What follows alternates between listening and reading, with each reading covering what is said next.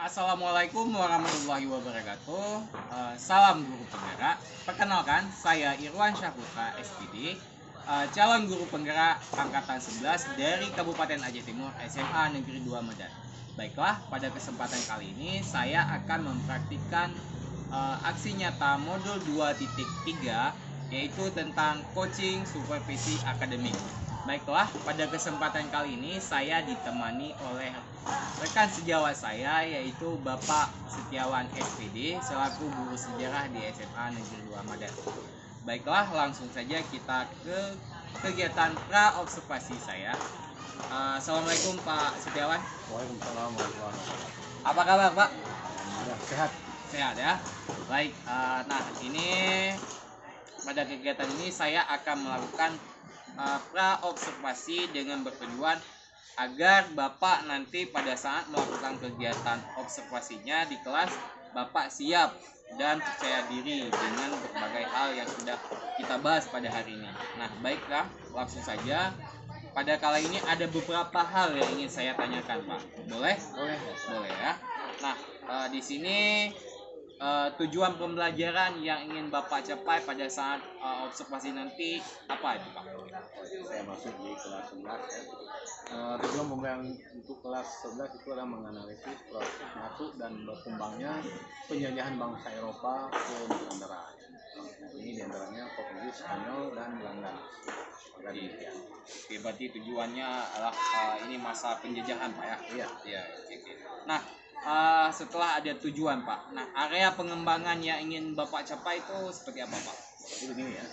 Dalam hal penjajahan ini, yang kita terapkan adalah gimana caranya peserta didik memiliki gagasan, pandangan, dan pemikiran secara logis dan kritis mengenai imperialisme dan kolonialisme. Oke, Pak. Nah, di sini ada strategi, Pak. Nah, strategi pembelajaran yang ingin Bapak capai pada saat observasi nanti apa, Pak? Di era modern sekarang ada beberapa materi yang kadang-kadang sukar untuk kita terapkan, sehingga kita memberikan kebebasan ya pada peserta didik ya agar bisa ya mengembangkan proses pembelajaran sesuai dengan keinginan mereka. Di antaranya misalnya saya membagi kelas ya yang kelas khusus audiovisual, kemudian ada kinestetik. Jadi peserta didik dapat mempresentasikan secara bebas dengan bahasa sendiri dan cara mereka.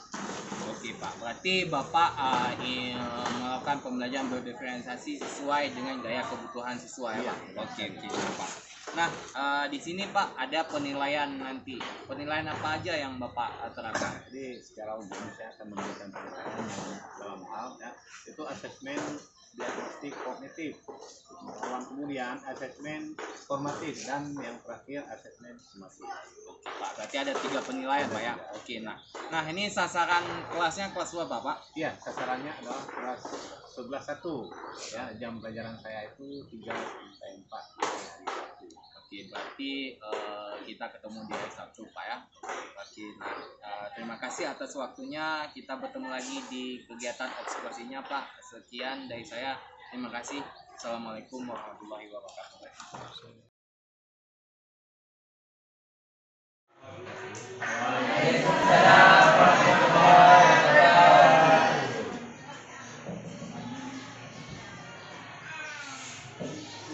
Ini baik kan? Gimana kabar? Baik. Ada yang nggak datang hari ini? Ada. Kira-kira apa penyebabnya? Oke, sebelumnya kita cek dulu ya.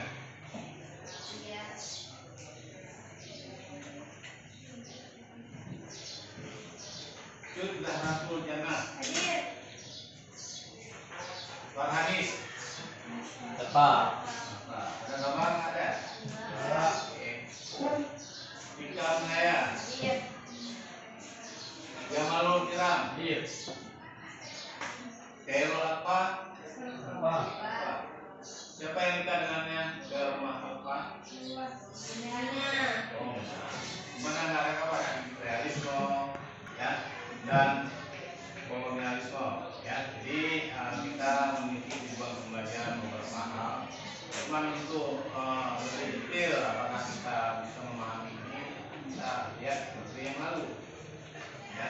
Ada dua hal dan beberapa hal, ini yang penting dua hal yang menyebabkan imperialisme dan kolonialisme ini berkembang besar, yaitu sebuah kejadian sebelum terjadinya imperialisme. Ada hal yang namanya Renaissance, kemudian merkantilisme. Ada yang tahu kedua hal tersebut? Ya, silakan. Renaissance adalah kemajuan Eropa setelah melewati abad pertengahan. Sedangkan merkantilisme campur tangan pemerintah dalam ekonomi ini terjadi awal kolonialisme dan imperialisme. Oke, benar sekali. Jadi kolonialisme dipengaruhi ya oleh dua hal tersebut, sama lagi dengan masa yang disebut dengan perang salib. Oke. Jadi tutorialnya ya kita lanjutkan materi hari ini, yaitu mengenai imperialisme dan kolonialisme. Jadi kemudian kita lihat dulu sedikit tujuan pembelajarannya. Tujuan pembelajaran kita hari ini.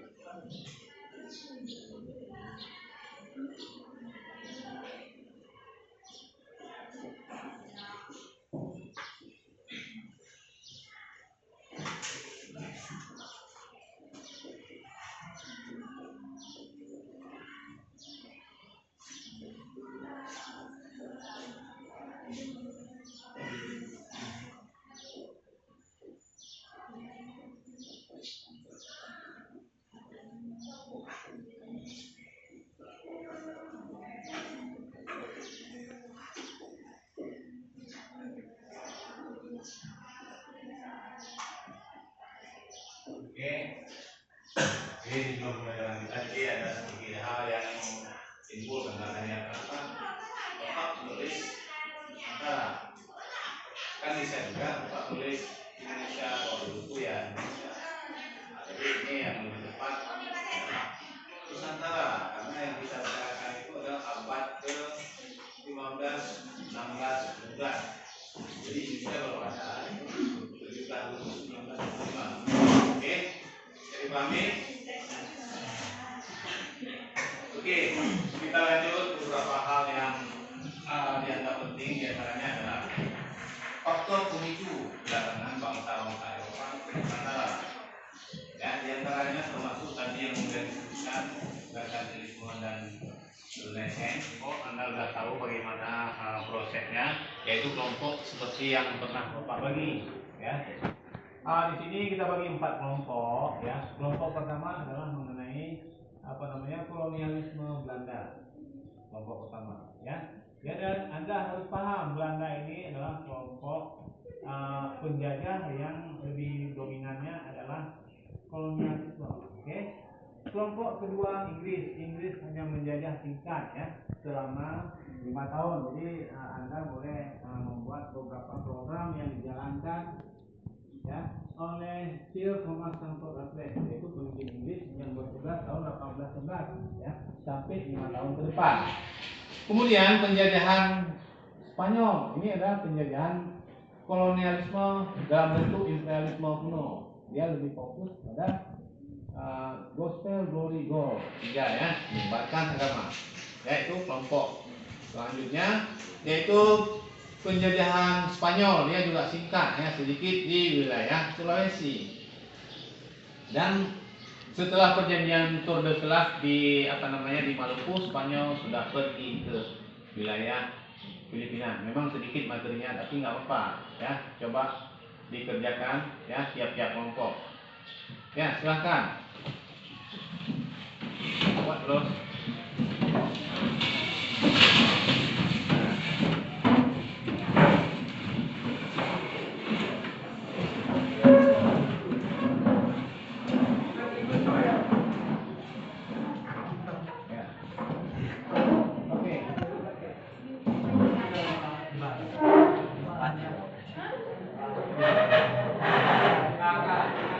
Kami dari kelompok 1 ingin mempresentasikan hasil diskusi kami. Penjajahan Inggris di Nusantara. Raflet menerapkan sistem sewa tanah yang disebut land grant. Sistem ini berjalan baik di India dan Malaya. Namun untuk Nusantara gagal total karena Nusantara terlalu miskin rakyatnya sehingga tidak sanggup membayar sewa tanah.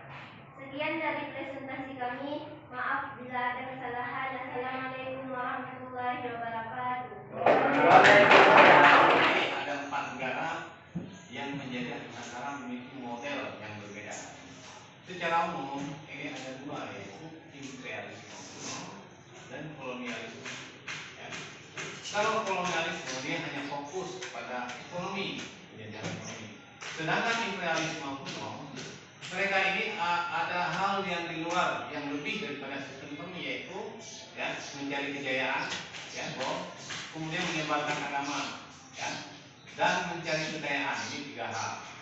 Ya pastinya semua hal ini yang namanya penjajahan ini memiliki efek yang buruk terhadap masyarakat yang dijajah. Namun di antara yang buruk ini adalah hal yang positif, kan? Mereka memiliki sistem ya, yang baik, apa itu dalam pendidikan, dalam proses mendapatkan sumber daya alam, ya. Yang namun kita sebagai generasi muda Indonesia harus memahami betapa pentingnya, ya, untuk belajar lebih giat agar kita bisa tampil lebih baik, ya, menghadapi bangsa-bangsa luar yang lebih maju. Karena hukum alam itu kejam, ya. Tidak ada hal yang tidak mungkin di era modern ini kalau kita ya, mengalami stagnasi dalam proses belajar. Ya. Memang di era sekarang ini kita nggak ada lagi yang namanya penjajahan model lama, tapi penjajahan model baru yaitu ekonomi. Ya, itu harus kita pahami. Dan kemudian daripada itu, ya, Belanda adalah negara yang paling banyak meninggalkan jejak-jejak mereka. Ya, karena Belanda melaksanakan sesuatu yang namanya Utrecht Nederlandia, penyatuan Hindia Belanda, sehingga wilayah Nusantara ini diberi nama Nederland Indies, sebuah negara di dalam kerajaan Belanda. Bedanya dia seperti Inggris. Sekarang persemakmuran Australia adalah sebuah negara yang persemakmuran mereka dipimpin oleh seorang perdana menteri. Mereka disebut sebagai Queen Ratu Inggris. Ya. Sedangkan Nusantara ini dulu namanya Hindia Belanda, yaitu sebuah wilayah yang menjadi jajahan Belanda dengan mandiri dia, dengan pangkat tertinggi dalam pemerintahan adalah gubernur jenderal. Ya. Kemudian Inggris hanya bertahan dalam 5 tahun. Ya.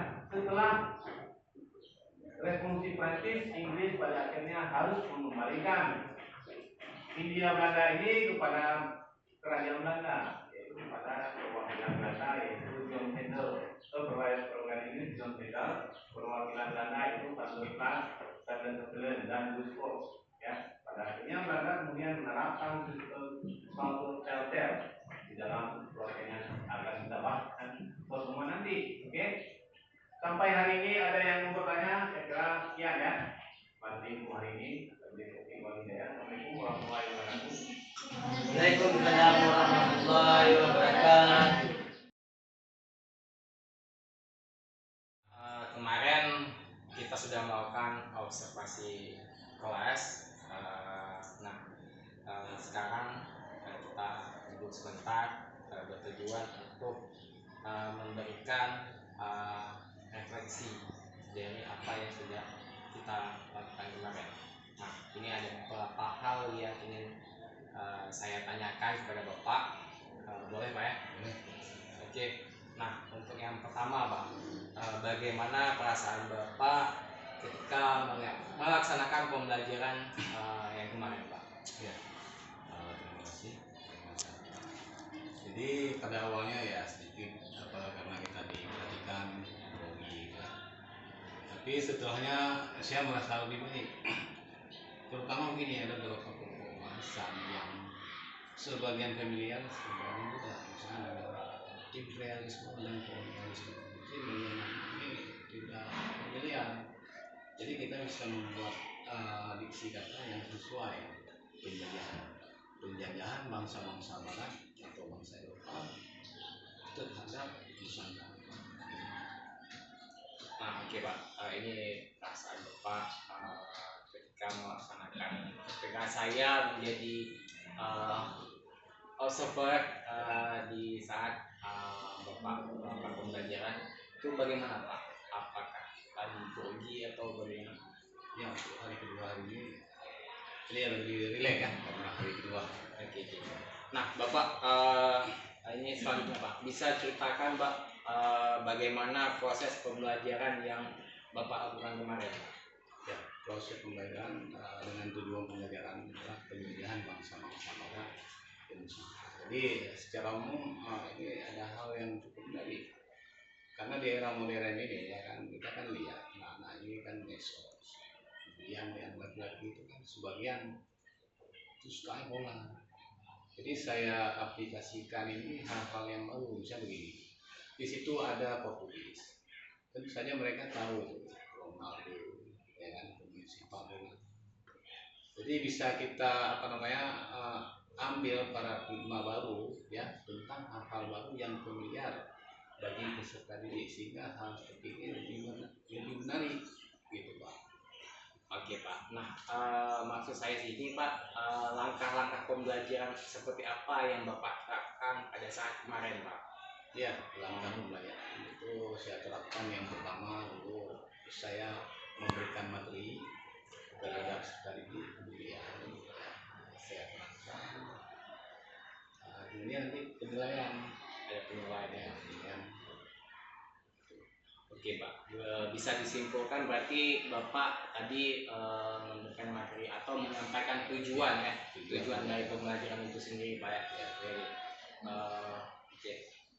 Nah, kira-kira Pak, ketika pembelajaran kemarin ada nggak hambatan ketika melaksanakan pembelajaran itu Pak? ya tentu saja setiap kita melakukan proses pembelajaran itu ada hambatannya, terutama begini kalau pembagian kelompok itu ya secara real bagus tapi ada kekurangannya misalnya begini enggak semua siswanya itu aktif ya, tapi biasanya itu terus ya kan.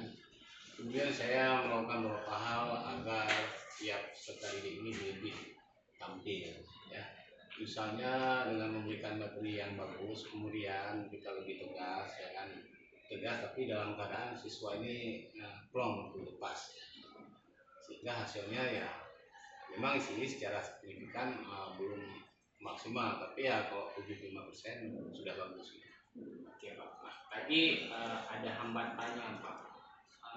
Kira-kira nih ada nggak solusi dari Bapak ketika hambatan itu terjadi? Nah, Iya. hambatan tadi kan Bapak bilang ada siswa yang kurang aktif, ya kan? Oke. Nah, kira-kira Pak solusi dari Bapak sendiri itu bagaimana Pak? Ya solusi yang lebih sederhana misalnya gini, ketika tampil itu orang-orang yang yang kurang tampil kita suruh dia untuk membaca. Oke. Jadi gini kadang-kadang begini secara umum saya tidak melihat bahwa peserta didik kita ini minder, rasa malu, enggak, karena sekarang nggak ada lagi yang turun jarang. Jadi orang-orang yang memiliki mentalitas rendah saya lihat tidak ada untuk pelakuan. Cuman yang paling penting kadang-kadang orang nggak mau ini materinya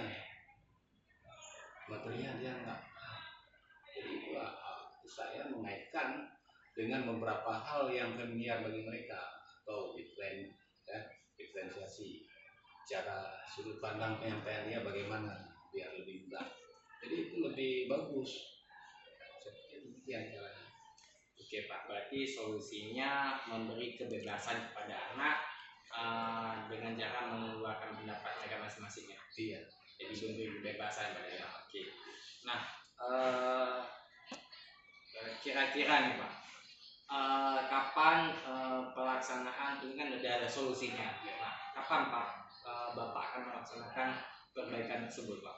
Ya, saya akan melakukan ya ini agar lebih bagus ya untuk pertemuan selanjutnya biar lebih fresh dari anak-anak pun dan masih bukan ya. Oke Pak. Berarti Bapak akan mengeksekusinya di pertemuan selanjutnya Pak. Oke Pak. Luar biasa Pak apa yang Bapak sampaikan. Memang dari siswa kita emang ada beberapa yang memang kurang dari minat belajarnya, jadi memberikan kebebasan kepada anak untuk mengeluarkan pendapat Pak. Oke, luar biasa Pak. Mungkin cukup di sini refleksi kita. Terima kasih atas kesediaan waktunya. Terima kasih Pak. Assalamualaikum warahmatullahi wabarakatuh. Waalaikumsalam warahmatullahi wabarakatuh.